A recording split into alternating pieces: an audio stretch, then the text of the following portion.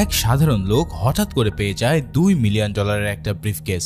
তবে এটা কিন্তু সাধারণ কোনো মানুষের ব্রিফকেস ছিল না, এটা ছিল এক ড্রাগ মাফিয়া ডিল করা মানি অর্ডার। তার মানে তো বুঝতেই পারছো। এরপর সেই লোকটার পিছনে লেগে পড়ে পুলিশ, মাফিয়া আর এক ভয়ানক সাইকো কিলার। শুরু হয় এক কঠিন লেভেলের ইঁদুর বেড়াল খেলা।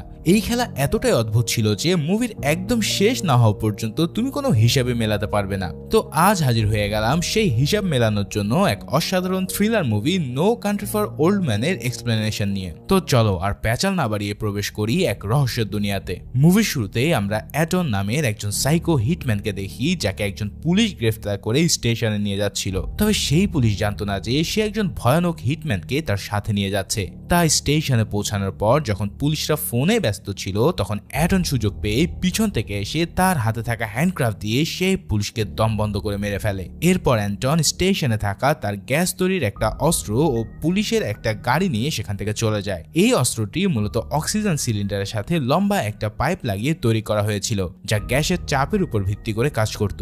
পাইপের সাথে গ্যাসের চাপ কম বেশি করার অপশন ছিল এবং এর পাওয়ার ছিল একটা স্নাইপারের সমান। যেহেতু অ্যান্টন একটি পুলিশ গাড়ি চালাচ্ছিল, তাই সে গাড়ি বদলানোর জন্য পুলিশের সিগন্যাল দিয়ে একটা গাড়ি থামায় এবং তার বানানো অস্ত্রের মাধ্যমে সেই লোকটাকে মেরে তার গাড়িটা নিয়ে সেখান থেকে চলে যায় একটা গ্যাস স্টেশনে তার সিলিন্ডারটাকে রিফিল করার জন্য। কিন্তু দোকানদার যখন অ্যান্টনের সাথে অনেক ভালোভাবে কথা বলতে থাকে,